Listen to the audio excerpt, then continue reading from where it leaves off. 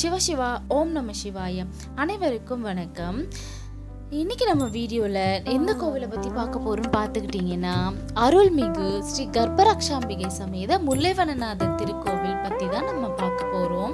நீங்கள் எல்லாருமே திருக்கரகவூர் பாபநாசமில் இருக்க கர்ப்பரக்ஷாம்பிகை அம்மனை பற்றி கேள்விப்பட்டிருப்பீங்க. அதே மாதிரி நம்ம சென்னை கோடம்பாக்கம், அதாவது வடபழனி டு கோடம்பாக்கம் ஒரு 5 minutes டிஸ்டன்ஸில் இருக்க அருள்மிகு ஸ்ரீ கர்ப்பரக்ஷாம்பிகை முல்லைவனநாதர் பற்றி கேள்விப்பட்டிருக்கீங்களா? அது மட்டும் இல்லைங்க, இங்க அருள்மிகு நாகாத்தம்மன் திருக்கோவிலும் இருக்கு. அதாவது நாகாத்தம்மன் திருக்கோவில் கர்ப்பரக்ஷாம்பிகையோட முல்லைவனநாதர் காட்சி கொடுக்கிற திருக்கோவிலும் நம்ம சென்னையில தான் இருக்கு. இந்த கோவில் பார்த்தீங்கன்னா ரொம்பவுமே டிவைனா இருக்கு. கோவில் நான் எக்ஸ்பீரியன்ஸ் பண்ணது ரொம்பவுமே தெய்வீகமா இருந்தது. அதாவது இந்த கோவிலுக்கு பார்த்தீங்கன்னா இப்போ திருப்பணி நடந்துட்டு இருக்கு. அடுத்த மாசம், அதாவது ஏப்ரல் 11ஆம் தேதி பார்த்தீங்கன்னா வெள்ளிக்கிழமை இந்த கோவிலுக்கு கும்பாபிஷேகம் பண்ண இருக்காங்க. இந்த கோவில்ல பார்த்தீங்கன்னா விநாயகர் இருக்காங்க. அது மட்டும் இல்லாம நாகாத்தம்மன் இருக்காங்க, வாராகி அம்மன் இருக்காங்க, அதுக்கப்புறம் பார்த்தீங்கன்னா முல்லைவனநாதர் இருக்காரு. அது மட்டும் இல்லாம புற்று அம்மன் இருக்காங்க. இந்த கோவில்ல தான் பார்த்தீங்கன்னா புற்று அம்மன் ரொம்பவுமே அழகா பிரம்மாண்டமா பார்த்து வியந்து நான் ஆச்சரியப்பட்டு பார்த்தேங்க. அவ்வளோ அழகா புற்றம்மன் சிலைய வடிச்சிருக்காங்க. ரொம்ப அழகா இருந்தது. அது மட்டும் இல்லாம துர்க்கை அம்மனுக்கு தனி சன்னதி இருக்கு. அது மட்டும் இல்லாம இங்க பாத்துக்கிட்டீங்கன்னா, இங்க காசி விஸ்வநாதர் சன்னதின்னு சொல்லிட்டு ஒரு தனி சன்னதி அமைக்கப்பட்டிருக்காங்க.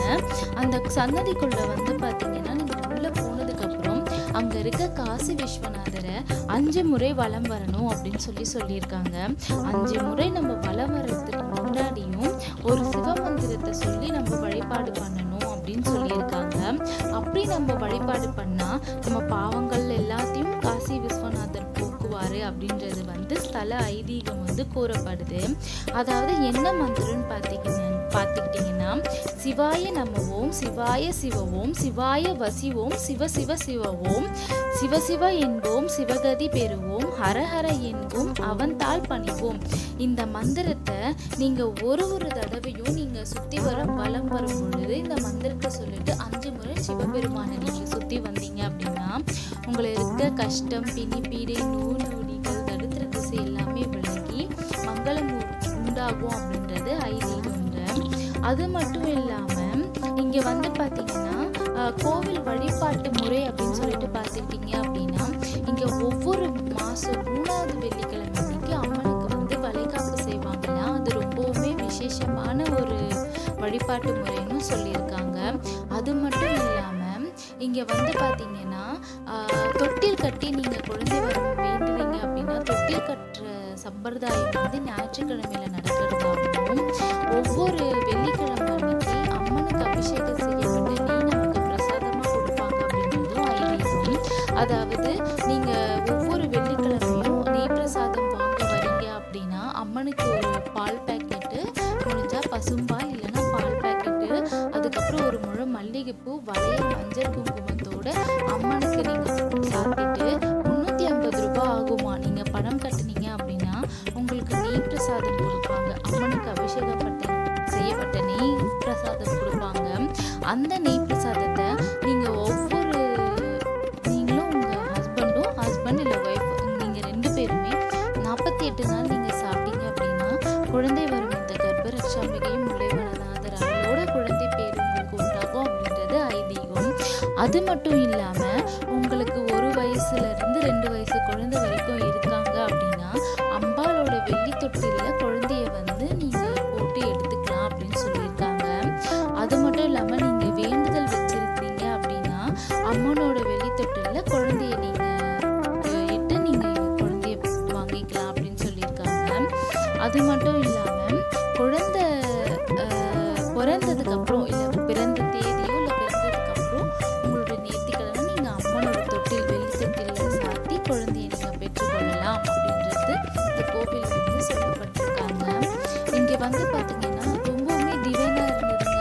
பைரவர் இருக்காரு, விநாயகர் இருக்காரு, முருகப்பெருமான் இருக்காரு, புற்றம்மன் கோவில் சன்னதி இருக்கு, நவகிரகங்கள் சன்னதி இருக்கு, சப்த கன்னிகள் இருக்காங்க, முனீஸ்வரர் இருக்காங்க, பெருமாள் தாயாரோட காட்சி கொடுக்குறாங்க, உற்சவ மூர்த்திகள் எல்லாருமே இருக்காங்க.